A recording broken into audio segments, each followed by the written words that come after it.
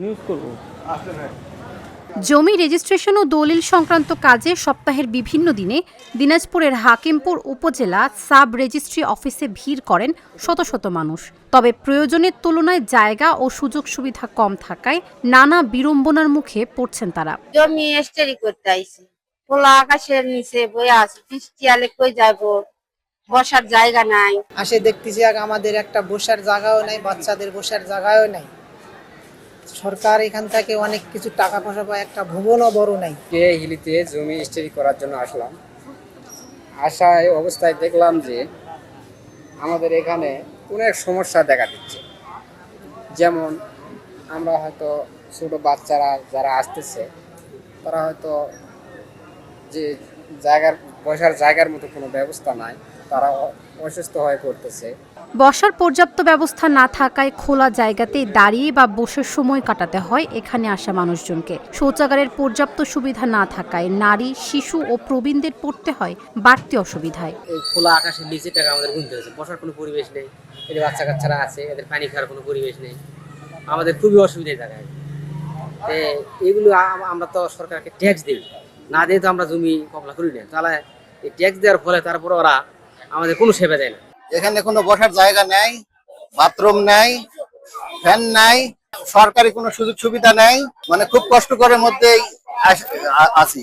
স্থানীয়দের অভিযোগ, গুরুত্বপূর্ণ এই সরকারি দপ্তর থেকে নিয়মিত রাজস্ব আয় হলেও সেবার মান উন্নয়নের দৃশ্যমান কোনো উদ্যোগ নেই। তাই দ্রুত একটি আধুনিক ও প্রশস্ত ভবন নির্মাণের দাবি তাদের। ওই মেয়ে ছেলে মানুষ হলে অন্য জায়গা গ্রামগঞ্জে যায় হলে পানি একসাথে আসতেছে, এই জায়গা কোনো বসার মতন পরিবেশ নেই।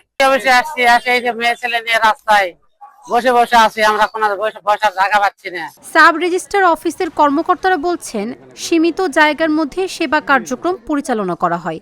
ভবনের সংকটের বিষয়টি ঊর্ধ্বতন কর্তৃপক্ষকে জানানো হয়েছে। বর্তমানে আমরা দলিল লেখক যারা, তাদেরও সুব্যবস্থা, বসার সুব্যবস্থা নাই।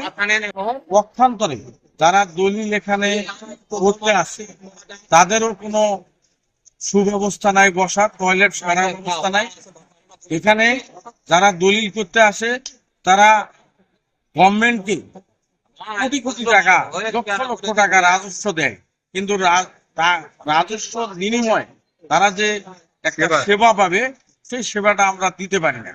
প্রথমত উল্লেখ্য যে আমাদের সাব রেজিস্ট্রি অফিসসমূহে উপজেলা পর্যায়ের অফিসগুলোর মধ্যে সর্বোচ্চ রাজস্ব আহরণকারী প্রতিষ্ঠান, কিন্তু অফিসগুলোর অবস্থা অত্যন্ত জরাজীর্ণ এবং এখানে সেবা প্রত্যাশী যারা আসেন তাদের বসার ব্যবস্থা এবং জনস্বাস্থ্য সংক্রান্ত যেমন সুপেয় পানি এবং বাথরুমের যে অসুবিধা, এগুলো অবস্থা খুবই খারাপ। এবং সরকার যদি এদিকে আমাদের দৃষ্টি দেয় যে সর্বোচ্চ রাজস্ব আহরণকারী প্রতিষ্ঠান হিসেবে অফিসের নান্দনিকতা বা অফিসের যে অন্যান্য ইউটিলিটি সার্ভিসগুলো আছে এগুলো সরকার সুনজর দিলে তাহলে সেবা প্রত্যাশী যারা আছে তাদেরকে আমরা আরো ভালোভাবে সেবা করব। প্রতিদিন শত শত মানুষ সেবা নিতে এলেও প্রয়োজনীয় অবকাঠামোর অভাবে স্বস্তি পাচ্ছেন না তারা।